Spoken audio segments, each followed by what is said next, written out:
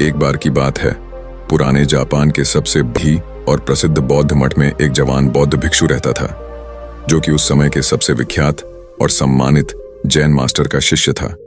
वो बौद्ध मठ में जैन मास्टर की सेवा करता और उनसे जैन की शिक्षाएं लेता था। वो उनका अभ्यास करता।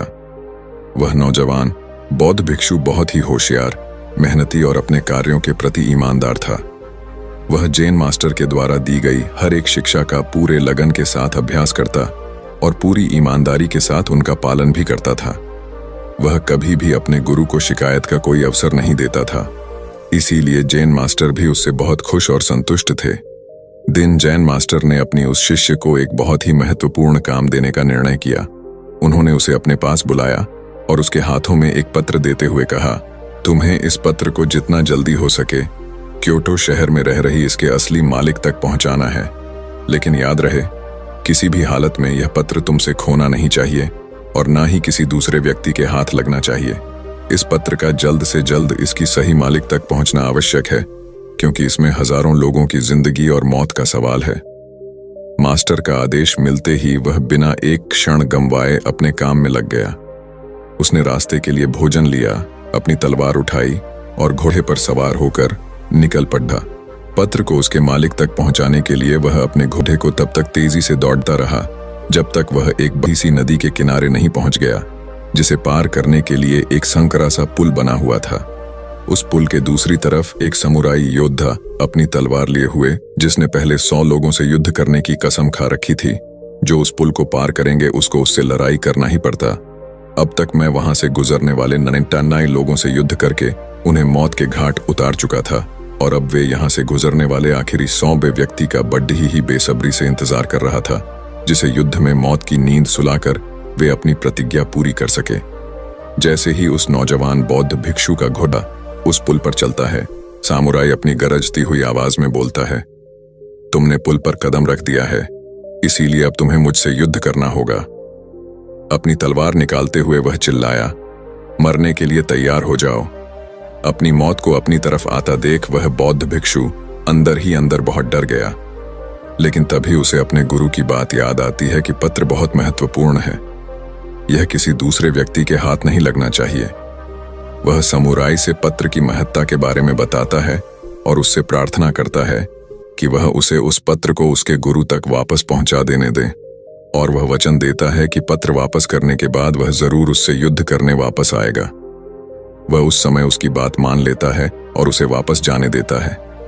वह पूरे रास्ते भर उस पुल पर हुई घटना के बारे में सोचते सोचते वो कब आश्रम पहुंच जाता है उसे पता ही नहीं चलता। आश्रम पहुंचते ही उन्हें तुरंत जैन मास्टर के पास जाता है और उन्हें सारी घटना के सुनाता है कि इस उम्मीद में कि मास्टर उसकी मदद करेंगे। लेकिन पूरी बात सुनने के बाद मास्टर सिर्फ इतना ही कहते हैं कि मेरे पास ऐसा कोई तरीका नहीं जिससे तुम एक समुराई योद्धा को तलवारबाजी में हरा सको, इसीलिए तुम्हारी मौत निश्चित है। लेकिन हाँ, मैं तुम्हें मृत्यु का सामना करने का सबसे अच्छा तरीका जरूर बता सकता हूं। जब तुम उस पुल पर पहुंचो तो अपनी तलवार को अपने सर के ऊपर उठाना और अपनी आंख बंद कर लेना और पूरी शांति के साथ खड़ीढ़े होकर इंतजार करना। जब तुम्हें महसूस हो कि कुछ ठंडी चीज तुम्हारी खोपड़ी को छू रही है, तो यही तुम्हारी मृत्यु होगी। इसके बाद वह नौजवान बौद्ध भिक्षु दोबारा अपने सफर पर निकल पड़ता है। इस बार वो अपनी मौत का सामना करने के लिए पूरी तरह से तैयार था। इस बार ना तो उसके अंदर कोई घबराहट थी और ना ही किसी प्रकार का डर। जब वह उस पुल पर पहुंचता है जहां सामुराई उसका इंतजार कर रहा था, तो वह ठीक वैसा ही करता है जैसा मास्टर ने उससे कहा था। फिर वह अपने दोनों हाथों से तलवार को सिर के ऊपर उठाता है और आंख बंद करके मौत के ठंडे तलवार का इंतजार करने लगता है।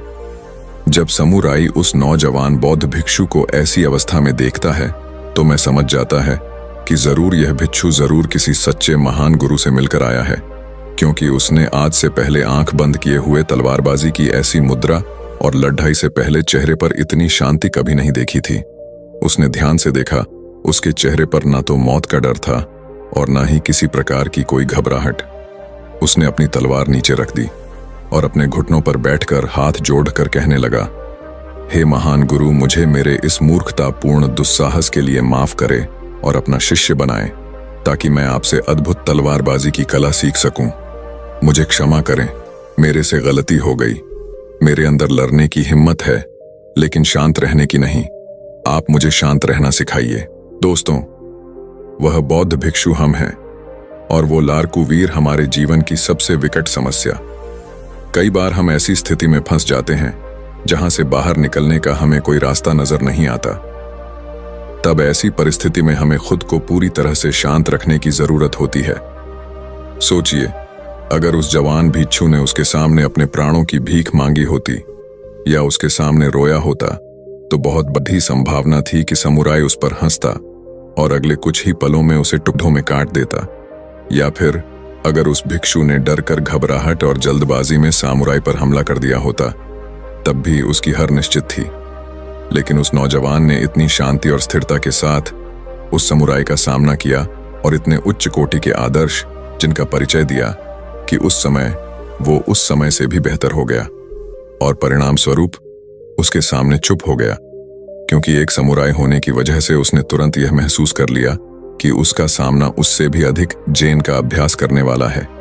इसीलिए कहते हैं, शांत रहना सीखो, चाहे परिस्थितियां कितनी भी खराब क्यों ना हो।